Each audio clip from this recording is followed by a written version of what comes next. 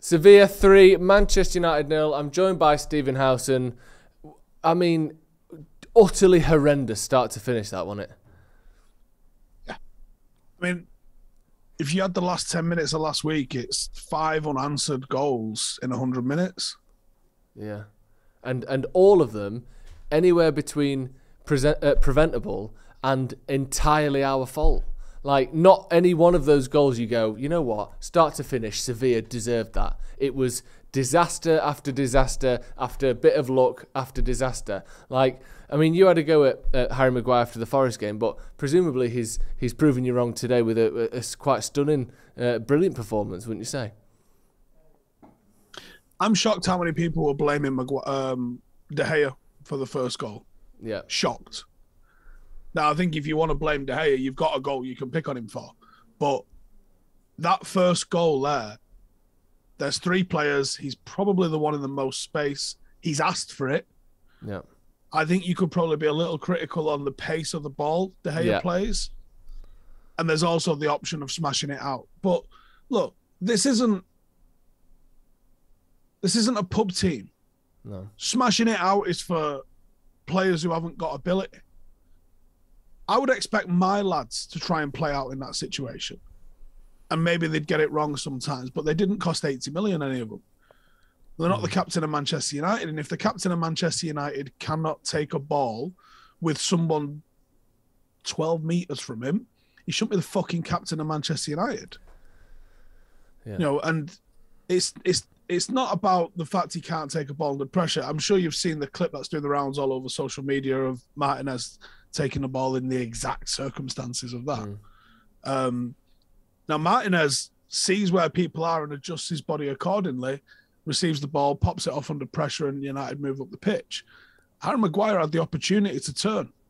And I'll put a little bit of the blame on De Gea for that. Shout fucking turn. Where's the detail on the pass? He sees what's coming around him. That's what when people talk about the communication in football, that's communication in football. A detail on a pass. One of the things that elite teams do is, certainly when playing out, because the person playing forward, usually starting with the goalkeeper, quite often the centre-halves that are trying to pass it into midfield, the situations that they find themselves in is quite often being relatively flat-footed, relatively calm, relatively in control, and relatively head up what's going on. One of the things that you demand from the players in that circumstance is the detail. You see teams demanding that, let's say it's a centre-half passing it into midfield. If I pass it to you, you're my number 6 and I'm centre-half, I'm going to tell you, right back, left back, turn, bounce. So as you're receiving the ball, you shouldn't be taking it under control, then turning, then making a decision. Because at the very, very highest level, and actually not even that higher level, you don't have the time to start making those decisions. To not be pressed or to be press resistant, you've either got to be incredible, and it doesn't matter. Like Lionel Messi can be pressed and he's like, cool story, watch this. Or your teammates help you out. And that's quite often how it happens, certainly in the Premier League, right? Where you'll see people popping it off one touch. I would suggest everybody watches closely what's going to happen on Sunday against Brighton, because you're going to see elite playing out under pressure. That pass De Gea made today to Maguire, you're going to see 25 of those from Brighton at weekend. And they will be trying to invite the pressure because they're trying to create space in a pocket just behind where that press is. Premier League players are able to take the ball under that amount of pressure.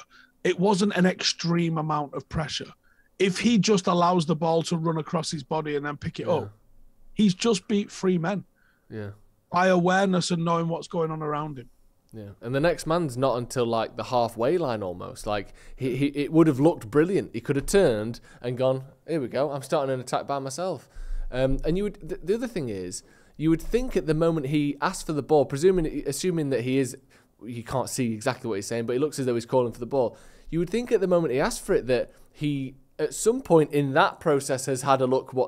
It was just awful. I mean, let's just stick with the goals for now. Second goal, to me, I think De Gea completely just gets the flight of the ball entirely wrong, doesn't he? I think he thinks it's going over. And then by the time he realises this is landing a bit short, he hasn't got the time to recover and get there. I thought that was poor from De Gea.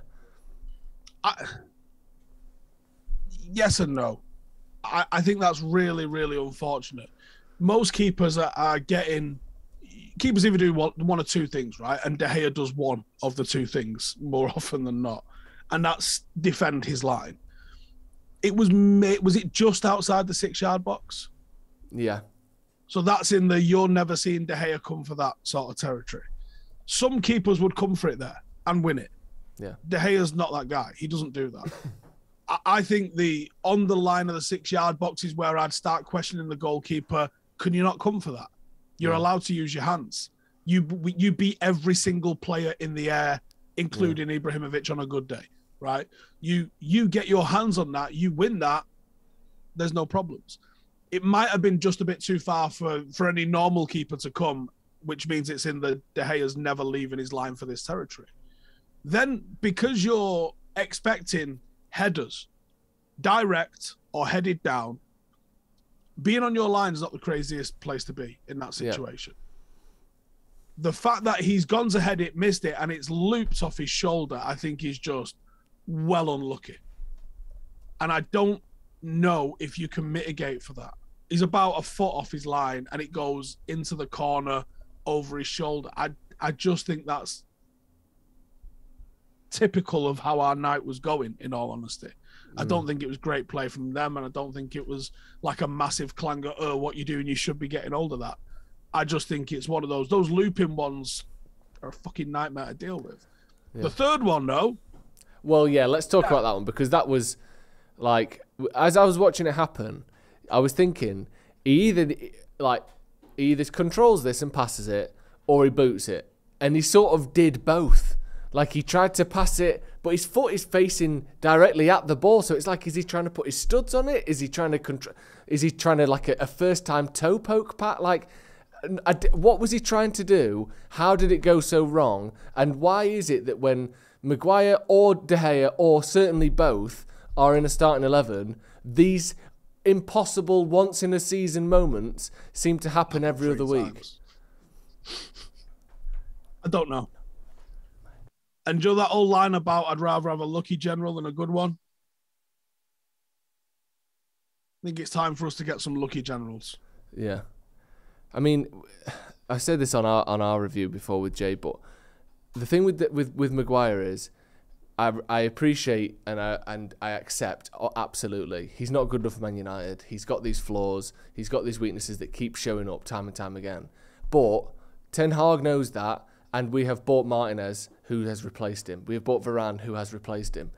David De Gea is still our first choice keeper. Is that something that you think, if we want to win the Premier League, the Champions League, looking not even long term, medium term, next season and beyond, do you think we can win the big trophies, the big games with David De Gea in goal?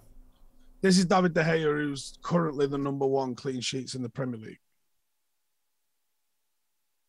Do you put clean sheets down to the goalie, and how much do you put down to the team in front of him? It's a team effort, right? But he's still done it. Yeah. As he's scoring goals. Does Erling Haaland score all these goals playing for Southampton? No, he probably doesn't. So do you think that, regardless of the performance tonight and the types of mistakes and the difficulty playing out from the back that we've seen from De Gea, that you wouldn't see that as an area that we need to improve anytime soon? I think it is an area you absolutely can improve. Whether or not that's practically improvable this summer is another thing altogether. You can't change... Ask Chelsea. You can't change 8 or 9 players in a team in one season and expect there's going to be miracles. It doesn't work like that. You kind of need to slowly, and you only improve a team by replacing the weakness, right? So you can't really stretch it at the top end, because your team will always default to the weakness, which I think is what you probably saw little bits of tonight. It was the weaknesses that stopped us. Although we didn't score, and we didn't really create a ton where you go, oh, you've really got to score that multiple times. You know, there was a couple of chances, but that, if we're being real, it was a couple of chances. It wasn't, we didn't knock the door down, and we didn't. It wasn't like the Alamo where we on another day score 5 or 6. That just wasn't the case. Yeah, we had a couple of chances, and maybe a part of that was because we conceded so early, and that allowed them to be more reactive. We had a lot of the ball, which did nothing with it. You know, we allowed them to sit back. It's very difficult sometimes when you concede early doors, because then the impetus is on you, and the opposition know that, and then you're susceptible to the two things we conceded from: a set piece and a punt up the pitch clanger. Yeah, literally what you end up conceding with, like when you've got all of the ball. It was mad. Jay said it, and I think it's spot on. It was like every player and their sort of known weaknesses were dialed up to 11 tonight. Like De Gea isn't great from set pieces, isn't good with his feet. That showed itself for 2 of the 3 goals. Maguire doesn't look behind him, isn't very good at bringing the ball out properly, and gets caught on the ball. It happened tonight. Sancho doesn't get involved in the game when things are difficult, you know, pulling out of 50-50s on the edge of the box. Martial injured all the time, gets injured. It was like everyone's trademark, stereotypical bad points of their like footballing career. Weghorst didn't score. Yeah, Weghorst, clumsy, works hard, but isn't, as you know, not enough quality. It was like everyone, we've just seen the worst of everyone. Just moving up the pitch a bit. Martial, Sancho. Martial injured again. I know you praised his quality the other day against or when he plays, but he just doesn't play, and like it's getting untenable at a certain point, isn't it? No, I think it's already untenable. Yeah, I think the most he can hope for is to be kept around to see if he's fit next season. I think if you was being ruthless, he's gone. But by the same thing I just said about David De Gea, you can't change. You're not gonna bring in a first choice and a backup for next season. You're just not. So he's going to find himself as the backup if we manage to get in our first choice forward. And that's probably the most you can hope for, and then manage him out over the next couple of seasons. I don't think he's got any hope whatsoever of being Manchester United's number 9 next season. No, he might have the squad number 9, but he will not be the first choice. And also, even if he is the first choice number 9, he won't play as the first choice number 9 because he can't stay fit for 40 to 50 games a season, which is what you need. Let's try and not necessarily be positive, but look in a positive light. How do we stop what happened tonight happening against Brighton? How do we have to address that game? I have no fucking clue, Joe. Because they're actually really good, aren't they? I think exactly what happened tonight is exactly what's going to happen against Brighton. Brighton are arguably a level above what Sevilla do. They do a lot of the same stuff, but maybe better. Yeah. I don't know. Like, you come up against a team that's going to do that. They're going to put an intensity on you. It's going to be Wembley. They don't get to Wembley very often. They're going to be so up for it. Yeah. There's a chance of them to get into an FA Cup final. They are going to be all over us on Sunday. And maybe it's a good thing, because on the current form, Manchester City are going to absolutely turn us inside out. Yeah. If you think the 7-0 at Anfield was bad, amplify that in a game that actually means something, in an FA Cup final, because that's going to be shit. Now, there's a chance United can pull it around. Yeah.